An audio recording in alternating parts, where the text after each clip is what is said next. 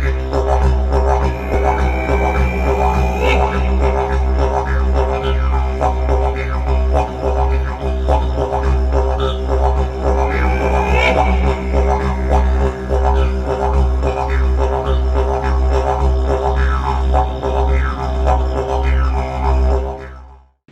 everyone, welcome back to Skeledon, Bushcraft and Survival. Glad you could join me. Now today I'm actually going to show a method on how to tan a hide from start to finish and go over some misconceptions that has been strung through time about what you need to tan a hide. Alright, now the method I'm going to be using today is actually an all natural method as well. You can find the ingredients right here in the woods.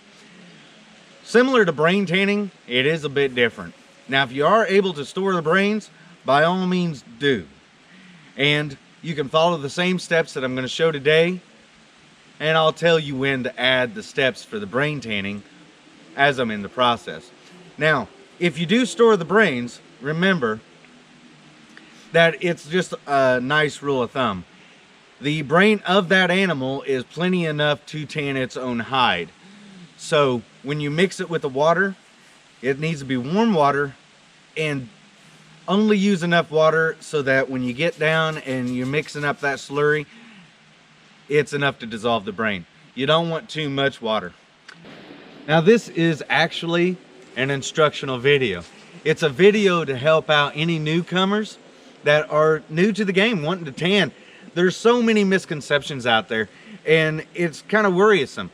It's like, I don't have the money to go and buy the stuff that you need to use to tan. I don't have the time to go through these rigorous, monthly things. This is not bark tanning.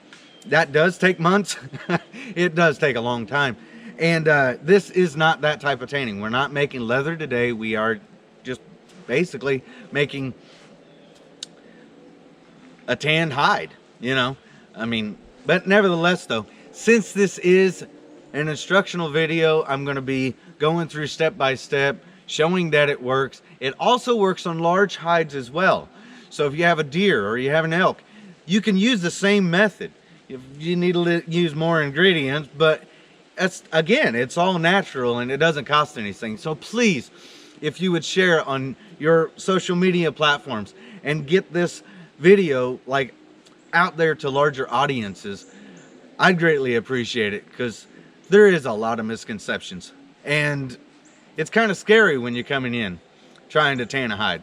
So anyways, that being said, let's go ahead and start with the tanning process. All right, what I have here is a squirrel hide from a squirrel that we just dispatched this morning. It's a nice green hide. It just needs to be fleshed. That's the first step. In any tanning process, you've got to flesh the hide. Basically what you're doing, you're taking all of the fats and the meat and the membrane that is on the hide completely off. And so that's what we're going to be doing now. There's a lot of different tools that you can use on the market, and they work great. I mean, that's what they're for. But I don't have those tools, so I'm using a knife. Now, those tools are not necessarily sharp, and that's fine. I like to use a nice sharp knife. You just got to be really careful so that you're only removing what you're wanting to remove, and you're not removing any of, you're not cutting the hide. Remember, you're scraping and you're not cutting.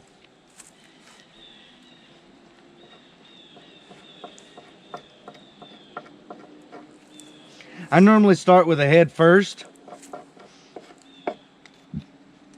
and I get all that.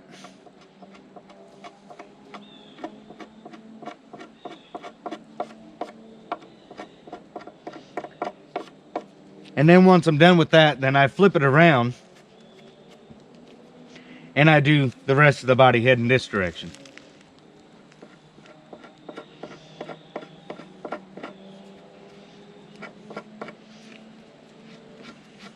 That actually looks really good. Did a pretty good job of skinning it, so there's not very much on it.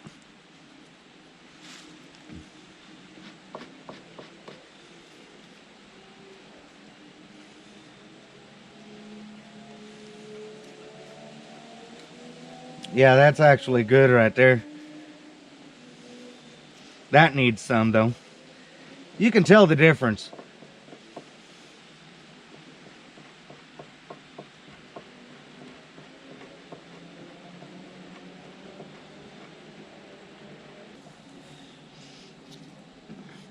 Sometimes you can get a good grip on it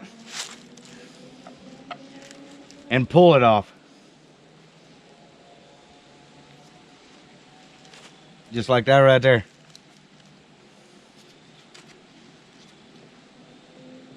And all this has got to come off.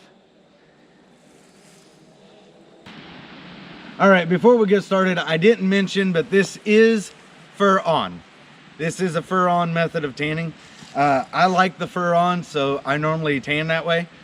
But I may do a video later showing fur off, but it's really the same process.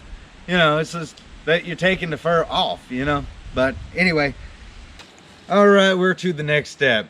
Now, the basic method, or the basic understanding of tanning a hide, no matter what you're doing, you're taking the natural fats, oils, proteins out of the hide that would cause it to rot, and you're replacing it with fats and oils that will, well, preserve the hide. And how are we going to do that? Well, in truth, salt. Salt works great. It really does do a great job. The only thing is that you don't need as much salt as they say that you do. I've heard a lot about it. Now, using salt is great though. I mean, I'm not going to down salt. If you're not going to be able to get to a hide within a couple of months, you can salt it down. Like, put a thick layer of salt on it and fold it up over it, stuff like this, you know, so it's skin on skin, and just put it in a bucket or a tote and leave it, and it'll be fine for that duration of time. If it's going to be longer, then of course just throw it in the freezer. And don't worry about salting it at all. Just put it in the freezer and it'll last forever.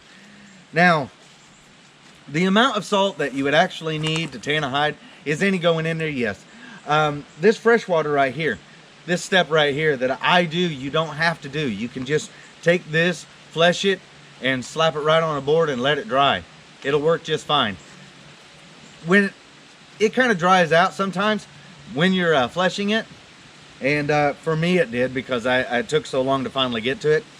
So rinsing it off, it makes the skin hydrated again, and it's easier to finish fleshing, which I do need to flesh a bit more on this right here. But that's it. The amount of sodium in this fresh water is enough. It's not necessarily needed either. Now, this is coming from a guy that has experience. This is not my first time I've tanned, and this is not the only method that I've ever used to tan. I have bark tanned. That's to make leather. I have used brains to tan. I've used mayonnaise to tan.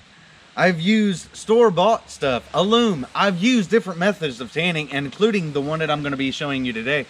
And I'm telling you that the amount of salt that you need is very minimal.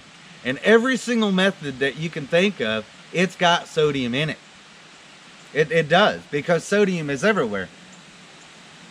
But just rinsing this right here out in this, or just scraping it and hanging it up and letting it dry out, is enough to remove those oils. By scraping it, you're taking a lot of the fats out. And that, I mean, that's true, because there's fats on top, you know. But yeah, that's all you need right there if you're going to rinse it out like I just did. Yeah, that's all the sodium that you need. And that is a misconception, and so I'm bringing this up just for that reason, because it's just spending $50 on salt to tan a hide is just, for me, it's out of this world.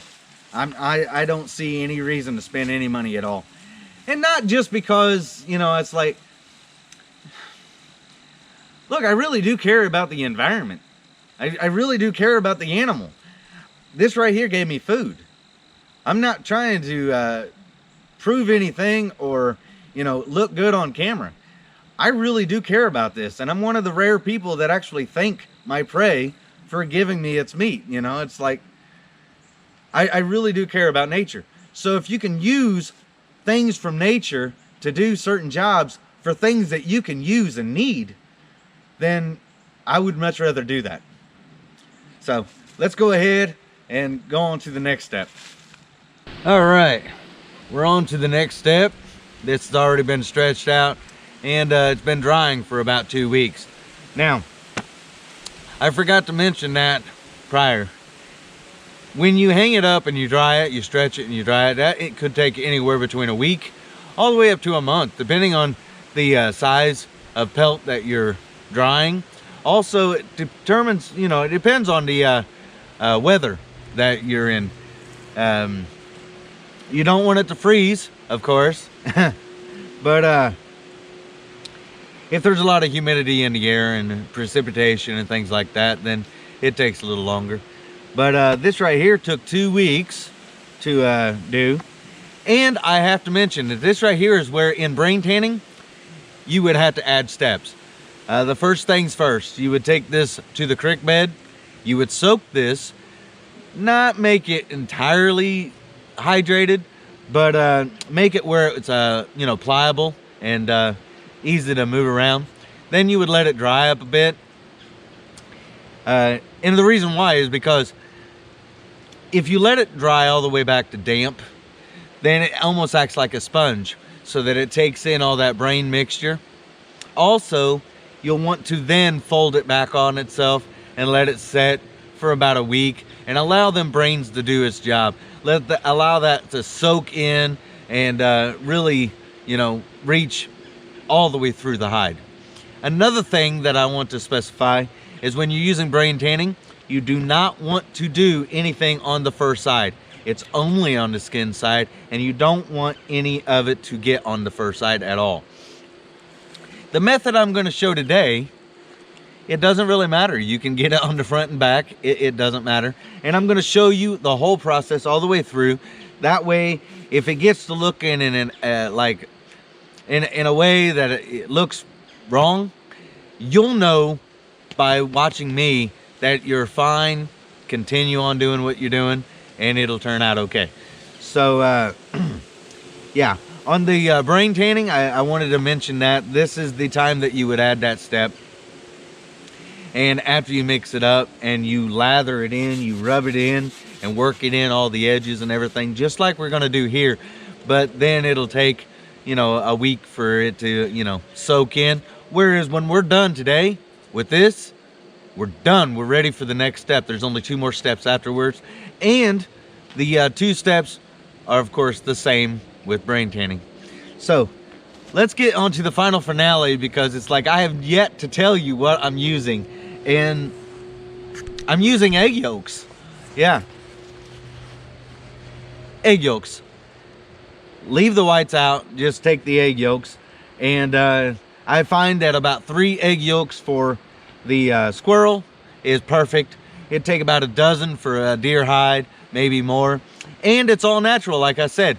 You can find a turkey egg out, a duck egg. Any egg will work.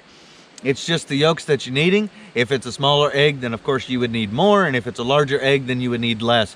And this right here is chicken egg. It takes 3. If you're using turkey egg or a duck egg, it takes 2. So, for a squirrel hide. All right, so let's go ahead and get lathering this in. I just hold a pelt like this right here and pour a little bit on. And you're wanting to rub it in. I know it looks gross. Brain matter looks gross too. But you want to rub it in and really work it in and get the hide completely saturated with this yolk all the way through. And like I said, you don't have to, yeah, like I said, this is easier because you don't have to re-moisten it or anything. You can just start applying the egg yolk to it and allow the egg yolk itself to hydrate it. And you want it completely saturated. I mean, completely saturated. And once it gets completely saturated, then before it dries, that's when we are going to actually go through the steps and really stretch out and break the hide. Which is another thing that I did not mention with the brain tanning.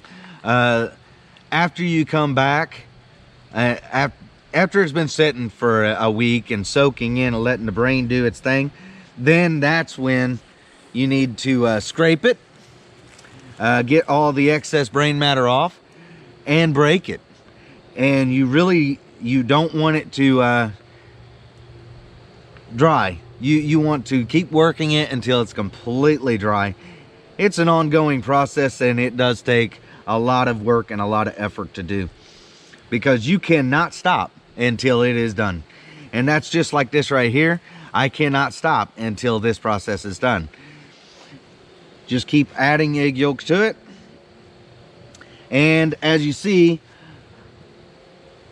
this is soaking in, so I added more, and you just work all corners. And it doesn't matter, like I said, it doesn't matter if it gets on the fur side or not. You want most of it on the hide side, of course. But yeah, if you get some on the outside, it doesn't matter. Just really work it in.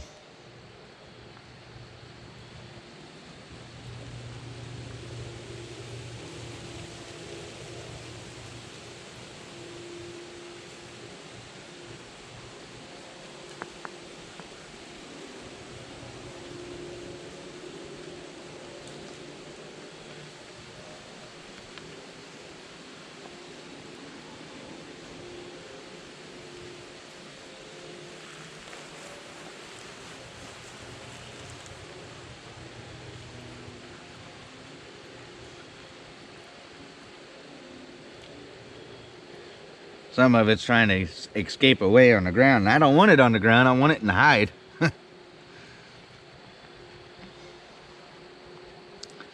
But yeah, it's starting to loosen up. It's starting to get saturated here. Be patient with it and keep working it. Yeah, some did escape. But keep working it. Just keep working. Make it completely saturated with it. And as it starts to dry, add more egg.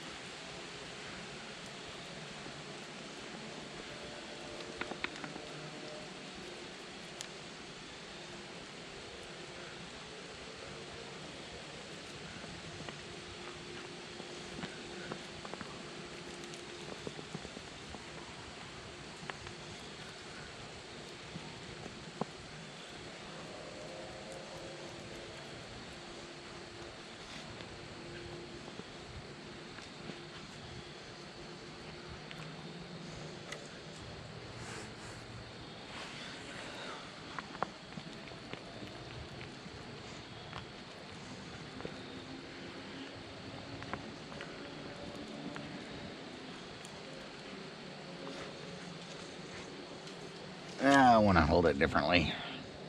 Get a nice area for the egg to go in.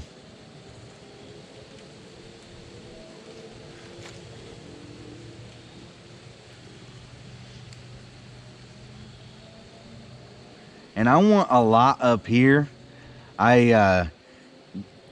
You really got to have a lot down at the base and a lot up at the head area. It's the thicker parts of the hide. So I normally work up here the most, and then I work down by the tail, making sure that none of the stuff runs away.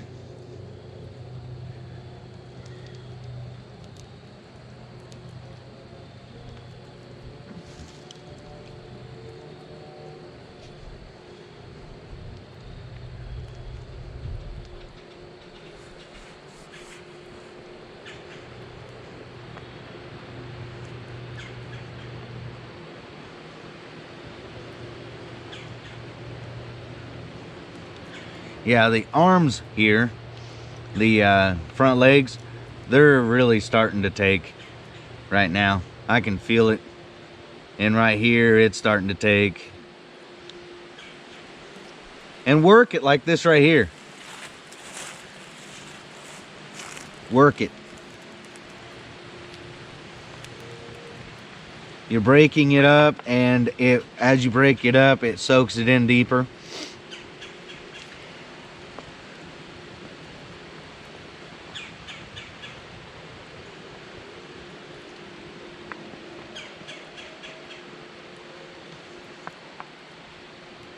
Really get that tail area.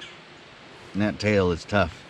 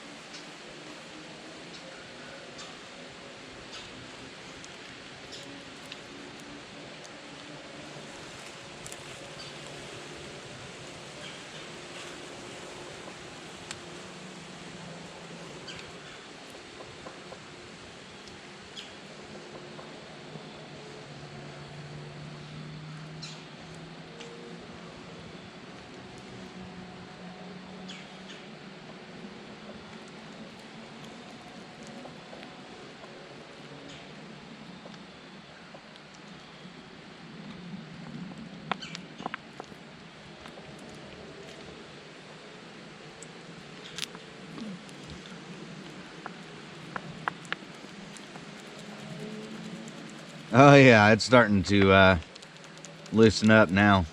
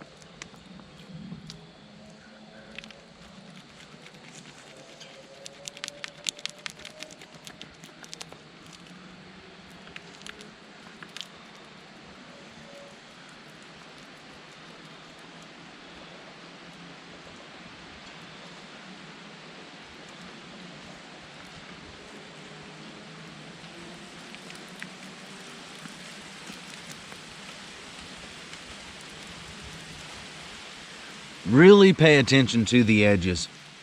The edges, they will be the hardest to work.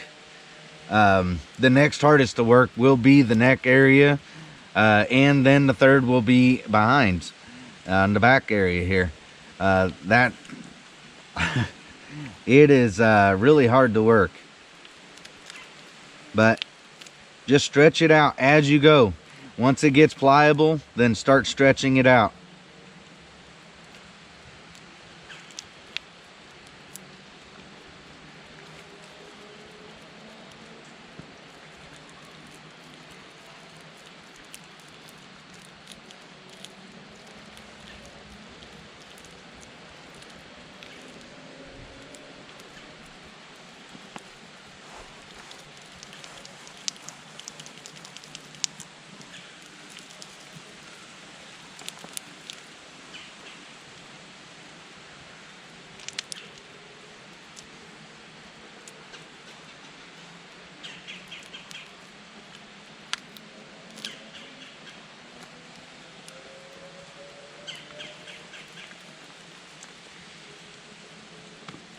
You don't have to be too rough with it when you're stretching it out. Not at this stage. Let the egg soak in real good. And when the egg starts drying on the outside, then you know that you're almost done.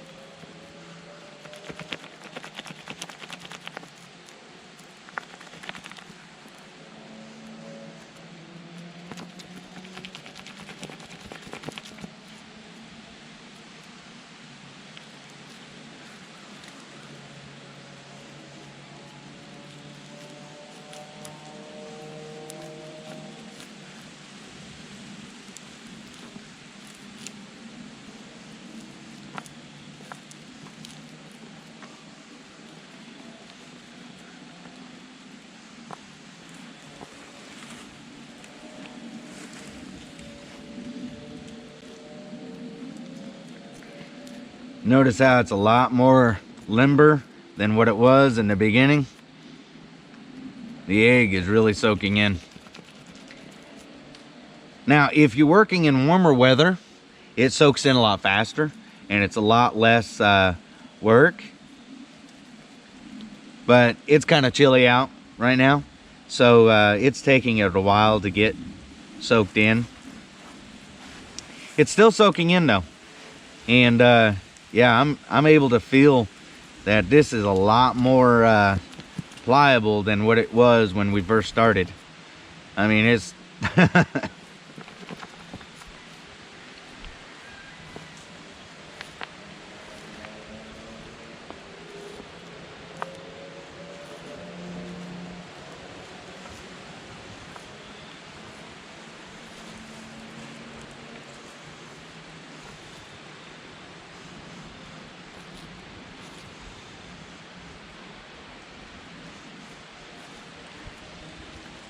try to get as much stretched in the middle as you can. Grab it and pull. Use your thumbs. Stretch that out. It'll start turning white.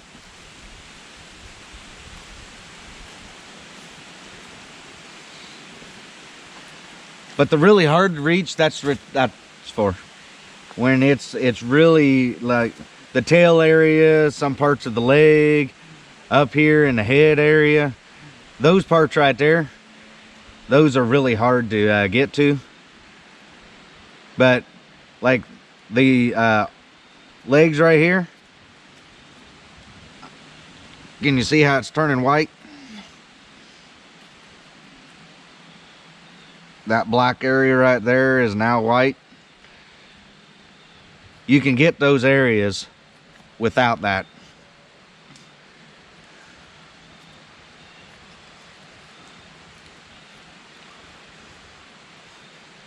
You can get most of the this right here without using that.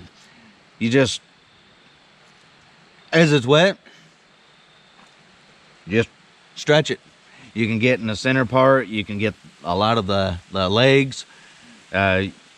I only use that right there for like the head and the tail area, and maybe around the edges here that it's really hard to get. But that's it. And just keep on stretching it like that right there and working it until it's completely dry. And if you see the egg yolk like this right here, it's not dry yet. You still got a lot to go.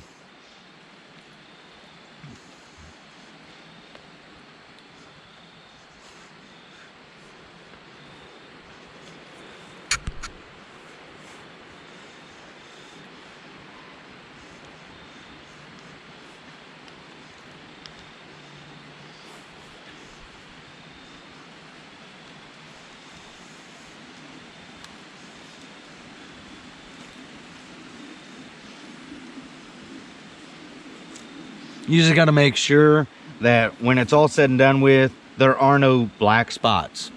You got to stretch all of it out. If there's a black spot, then it's going to cause you problems.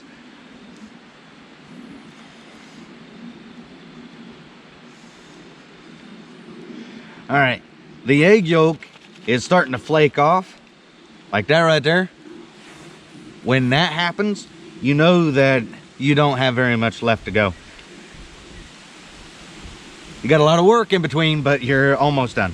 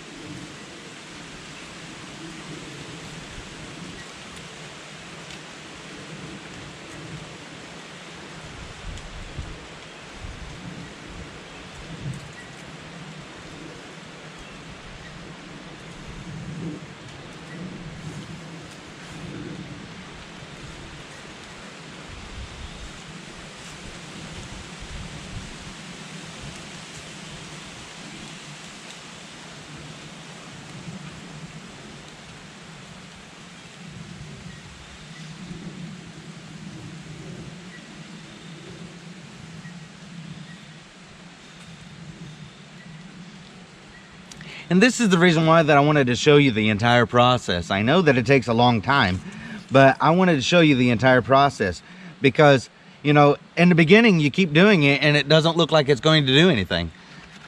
But you keep going and it will.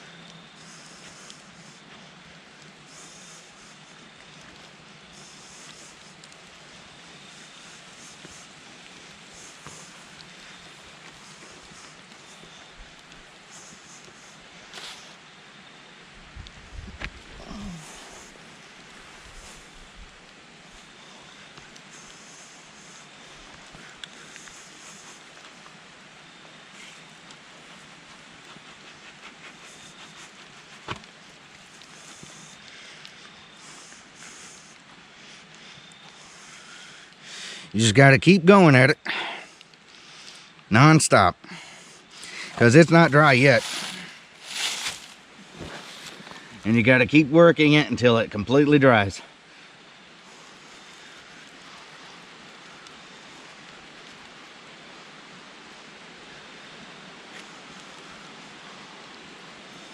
All right.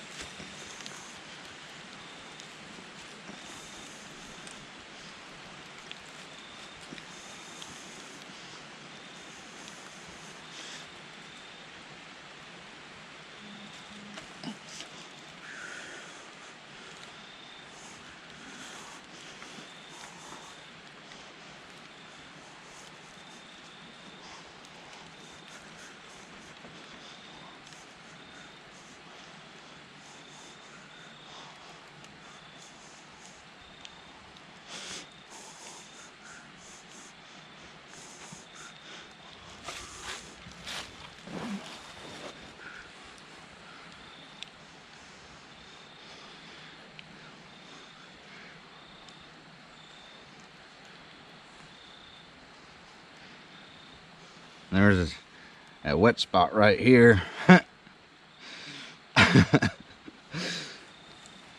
It's more damp here than it is anywhere else on the hide.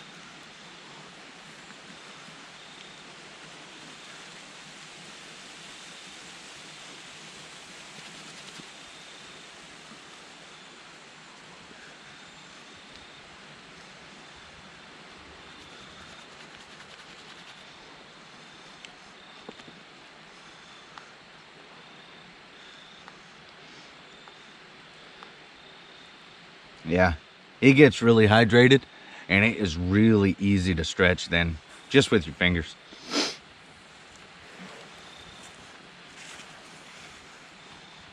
Down here it's starting to dry, and I'm sure you can see it is looking like a tanned hide right there. It's looking really nice, actually.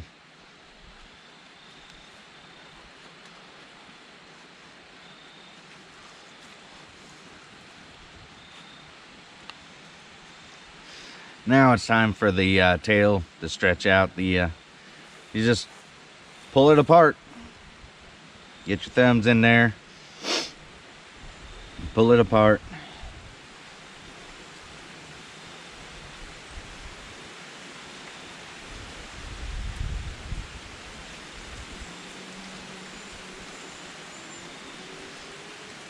Keep working it until it's all white.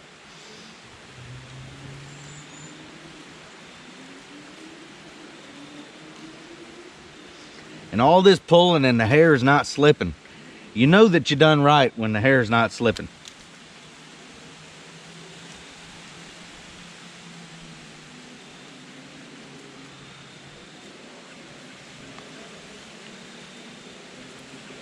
The next step to this right here will actually prevent that a little more.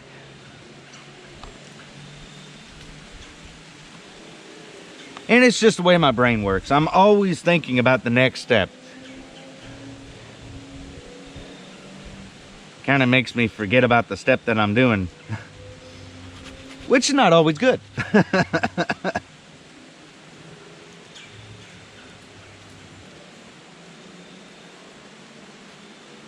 Yeah, when you take the edges like that right there and it just rolls over, you know that you've done something right.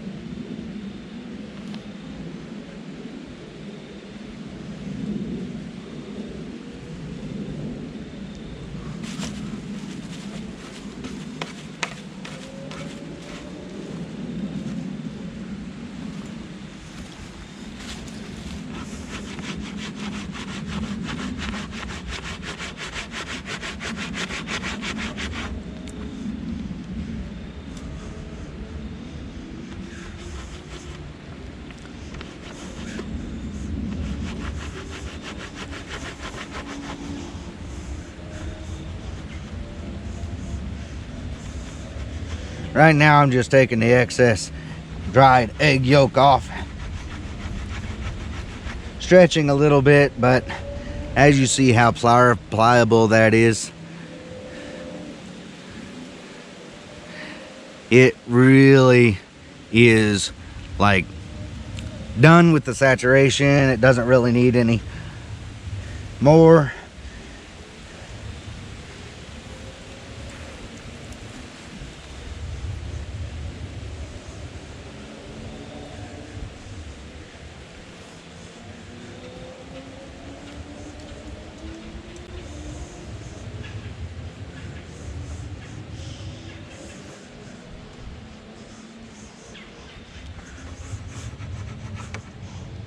So I'm just taking the excess egg yolk off.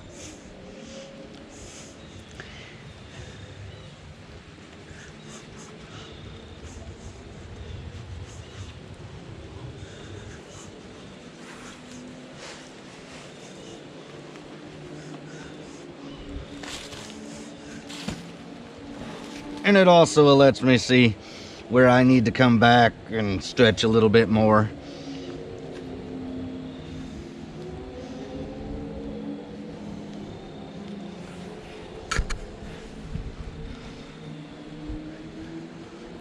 Like right there, blackness.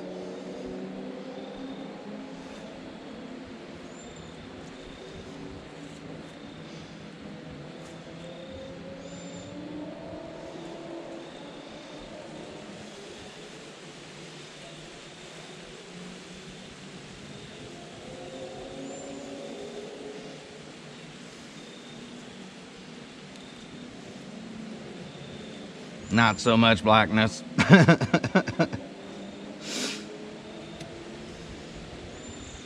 Well, I quite literally yanked the hair out there.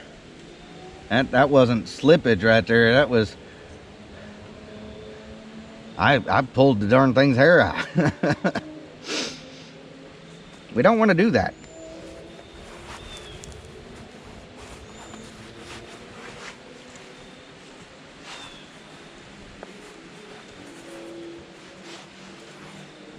But yeah, Now you see it's white.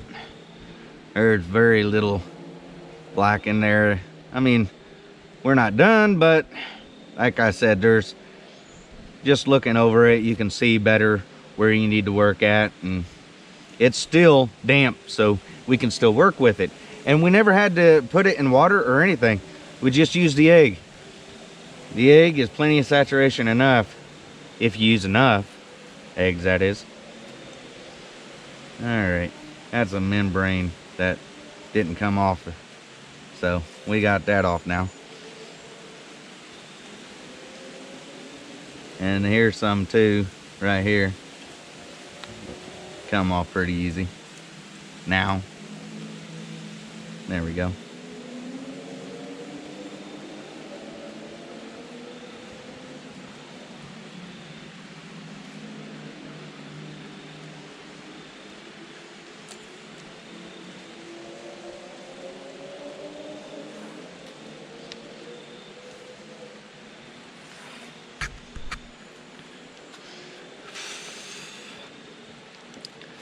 All right.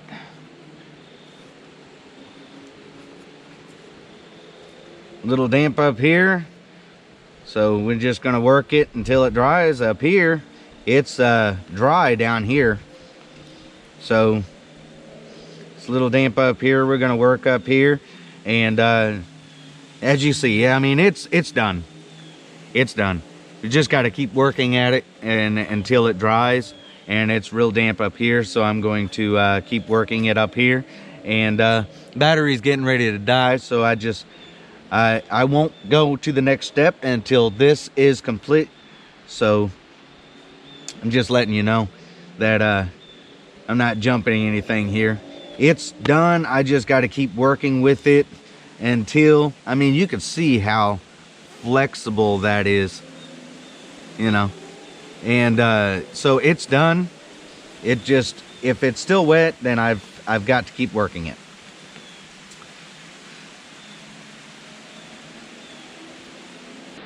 All right, like I said, it was done, but I had to keep working it until it dried. And it doesn't look any different than what it did when I stopped. It's just, like I said, I had to keep working. But look how flimsy that is. I'm telling you, it's like so workable. I love it. Okay, so anyway, and this other side, like I said, you don't have to worry about getting any yolk on the other side. It dries and it just comes right off, and then it's nice and soft. Everything is great. But we've got one more, well, we got two more steps. The first that we need to talk about is this like wigwam that I got, looking thing that I got behind me. This right here is a smoker, and I'm gonna here in a bit show you on the inside and let you see. I've just got like a web on there, and yeah, I'm gonna just move it around as I go and put punky wood and make sure that it doesn't ever come up into flames. We don't want the heat, we just want the smoke. So I'm gonna go ahead and set this in here, open this up, and oh, look at the smoke. I already have two other hides that I've already done, and so I just figured I would just go ahead and do them all three at the same time. Just lay it on top there and let the smoke get to it. As you see, punky wood down there, and this webbing that I have for it to set on. And we'll just lock this up.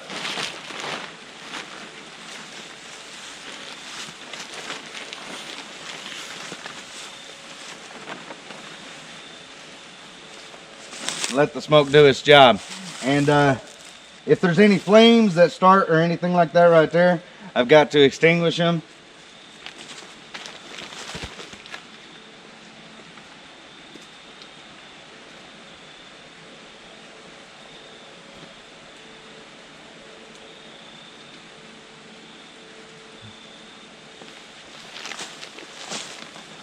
Because like I said, we only want smoke. So I got to keep an eye on it and make sure that the pumpkin wood. And this right here brings us to the next misconception. Okay, I've heard say that it has to be dry punky wood, and I've heard say that it has to be moist or wet punky wood. I'm going to tell you right now, when it comes to punky wood and you want smoke, you want it a bit wet. I mean, punky wood by nature has water molecules in it. Now, the argument is that you want the smoke to penetrate the hide and not the water to penetrate the hide.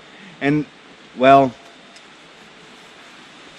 my argument to that is that there's going to be water that penetrates the hide regardless, because punky wood by nature has water molecules in it. The smoke is going to penetrate it regardless. And the last step, we're washing it. And to top it all off, why are we, hold on.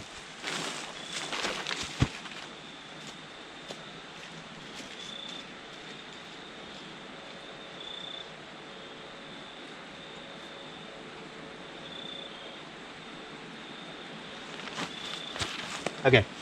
Why are we smoking it to begin with?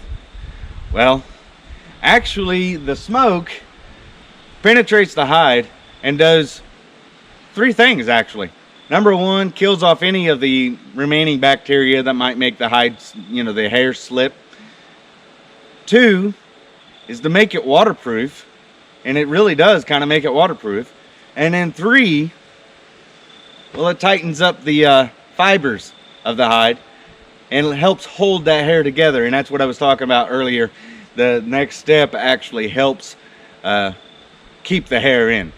So this right here, I've got to let that sit and smoke and make sure that it penetrates the hide completely, which that's another thing. Before I go, how long do I need to let it smoke? Well, in truth, you only have to let it smoke for as long as it takes to penetrate the hide completely. That may be 45 minutes, that may be an hour, that may only be 30 minutes if you got a lot of smoke in there. The reason why that we leave it in there for so long is to change the color of the hide. And the longer you let it stay in there, the darker the hide goes. And the last step is washing it, which actually lightens up the hide. So you get it to a really dark color and then you wash it and it's going to be a lighter color. So take that in mind when you're trying to choose what color that you're wanting. Also, the color of punky wood that you use is really a factor there as well. Now, I've used dark and I've used light. I've used all kinds of punky wood, and I have found that if you left it in there long enough, it does become dark regardless. But of course, the darker punky woods make it darker quicker. So that's really all that is to it. So, all right, well, I'm gonna go ahead and do this right here and allow this to smoke. All right, well, it's been sitting in there for a little over an hour. And like I said, the only reason why that we would leave it in there for more than an hour, like 2 and 3 hours, is for one, to make sure that the smoke does, penetrate through the entire hide. You definitely want that. But the other reason is to darken it up. And you see how much smoke that this is. And when I open this up, you'll see how much smoke is actually in there. These hides have been in a lot of smoke for a little over an hour. It's definitely done. And I'm not really worried about how dark it is, personally. So, look at that smoke. Woo-wee. Look at that smoke. All right.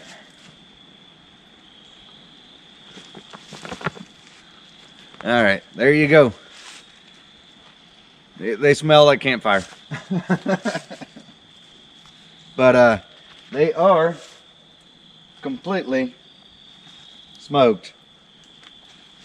They do have a darker color to them than what they did when they went in, but I'm not really worried about that. The last step, after of course I take care of this, is washing them. Now, when we did the egg yolks, you could have just left it like that. But the thing of it is that if it gets wet again, then you'd just have to start all over again. So that's one of the reasons why that I smoked them, so that when I wash them, and another thing I want to clear up, you definitely want to wash them with clear soap. Yeah, like a white dial, you know, bar soap. You want to wash them with that, and you don't want any lye or anything like that. But nevertheless, yeah, after you wash them and they dry, then it's just, and it's right back to the same flexibility as it was prior, because the smoke, like I said, actually kind of makes it waterproof. So that's going to be it for me today, and take care. I hope that this right here really helps. Thank you so much for watching. I hope you enjoyed. If you like this type of video, please like, share, and subscribe. I have many more coming up in the future. Until then, take care. And remember, nature, it does provide.